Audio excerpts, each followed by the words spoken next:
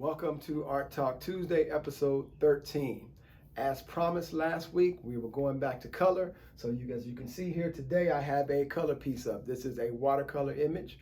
Also want to let you know that if you're enjoying these videos and it's helping you to learn how to understand and what to look for when looking at a work of art, please go to my YouTube channel and subscribe to the channel. You can put in Damon Powell Artist and I will come up. This piece is entitled Heart and Head. It's approximately 22 inches wide by 28 inches high, matted and framed and ready to go. Like I said, this piece was created in watercolor. This is also the second in a companion set of pieces, so there are actually two pieces. The other piece is entitled Head and Heart, and this one is Heart and Head. And so when I'm thinking about my inspiration for these pieces, what I was really beginning to work with and work on using my intuition and strengthening my intuition and my connection to my higher self and my guides. And I began doing a lot of reading, and part of that research was saying that what we need to establish is a connection between the head and the heart. And the ancients always knew this, and they talk more primarily focusing upon the heart, even though in our modern world, we talk more about the brain. When you do studies in neurological issues and neurobiology, things like that, they want us to focus on the brain and the activity in the brain. And the brain is essential. It is very important, but it's only one aspect of the whole piece. Scientists have also established now that we have more sensory neurons and things in our gut than we almost do in our brain. So they are also referring to the gut as a second brain. But there's a special connection between the brain and the heart. And it's that connection which opens up the door to deeper levels of intuition and understanding. If you want to get guidance and seek understanding, you must do that from the heart.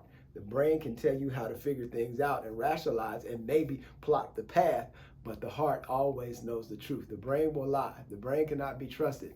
The heart can always be trusted if and when we can connect the two.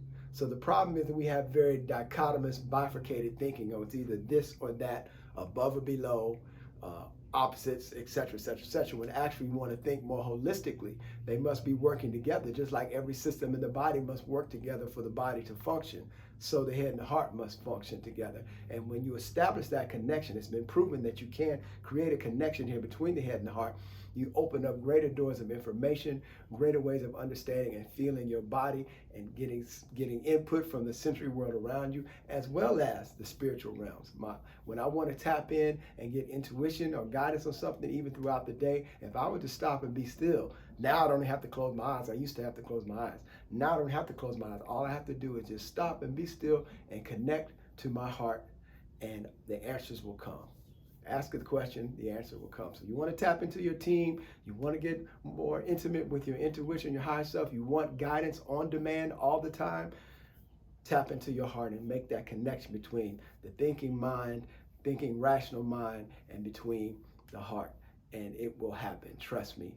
It gives you a greater deal of self-confidence. I have a lot more self-confidence now. I feel a lot more at ease and less stressed as I go through my daily world, living out my life, because I know at any given moment the answers I need are right there.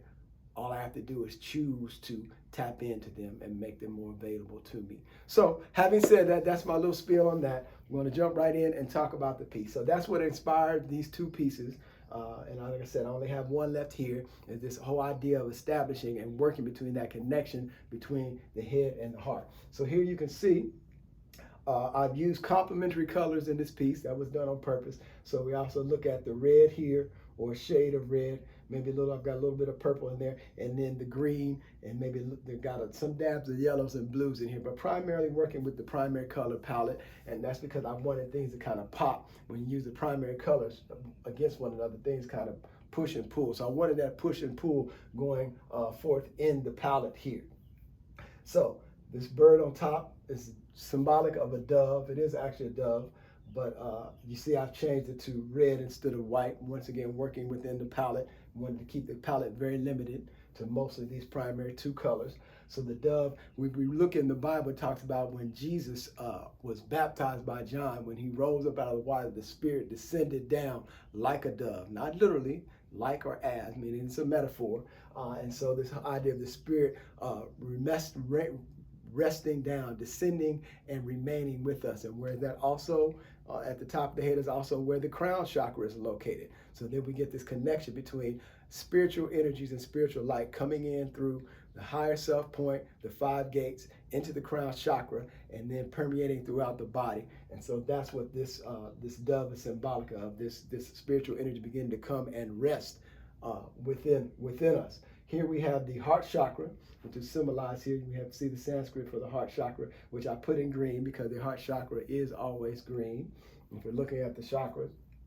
And so have the symbol of the heart chakra here enlarged, obviously taking up most of the figure here, because what I want to emphasize this whole idea of heart and head. That's the title of the piece. This whole idea of the heart expanding, an expansion of the heart. When we talk about connecting to our intuition, connecting into spirit, connecting mind and spirit and heart, we want to talk about the heart expansion. There's a growth there because we're so busy being in our minds. Many of us are so caught up in our minds and in our thinking space, where there's anxiety, where there's worries, where there's our own rationality and what seems logical, quote unquote, science. We get so caught up in the mind, we forget about the heart. And so the heart shrinks, and we need to expand that heart space, expand that heart energy, and begin to make this connection. It does literally happen physiologically as well as energetically. So I want to emphasize that here with this larger heart chakra piece here. You see the figure here, she's seated in classic meditation position,